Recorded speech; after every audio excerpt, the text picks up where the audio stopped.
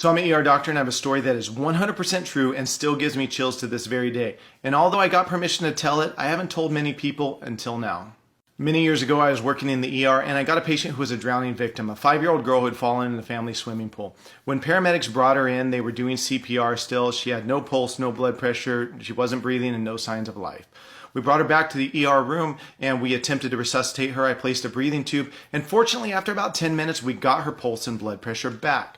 Family arrived and parents, of course, were extremely distraught. Dad particularly was really taking it hard. He was blaming himself. He was saying, I should have known better. It's all my fault. I should have known better. It's all my fault. I attempted to reassure him. I was like, sir, listen, this is not your fault. Accidents happen all the time. It was a complete accident. And he said, no, you don't understand.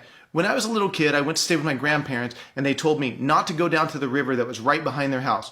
I wandered down there anyways. I got in the river, I got in trouble, and I almost drowned. I started screaming for help. My grandpa ran out of the house, dove in the water, and he saved my life, but he lost his that day. And the dad said, first I killed my grandpa, now I almost killed my daughter. And I, again, tried to reassure him. I was like, sir, it's just an accident. It's not your fault. You know, everything will be okay. And the patient was admitted up to the pediatric ICU. A few days later, I'd gotten word that the little girl had woken up in the pediatric ICU and they had extubated her, taken out the breathing tube. So after my shift, I went up to visit with the family and the little girl. Obviously, the little girl wasn't talking too much because she's still recovering. So I'm talking to the mom and dad. They're extremely thankful. They're very grateful. And obviously, they're overwhelmingly ecstatic that she's going to survive this awful ordeal. So then I turn my attention to the little girl and I'm like, just sparking up natural conversation. Hey, do you remember me? And she's like, no. And I said, do you remember the nurses? Do you remember the paramedics? No. And out of nowhere, she goes, I remember Sam. And I said, who's Sam? She goes, I don't know. And I said, okay, well, what was Sam doing? Thinking, was he, doing chest compression, someone in the ER? I don't know. And she said, he was holding my hand.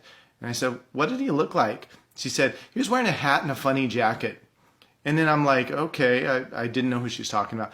Then the dad walks over and he's punching on his phone. And he pulls up a picture from Facebook and he points it at her and he goes, was that Sam? And she said, yeah, that's him. That's Sam.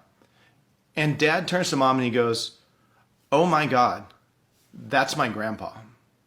So his grandpa, who had died 25 years earlier, saving him from drowning, was there holding her hand as we were doing the resuscitation.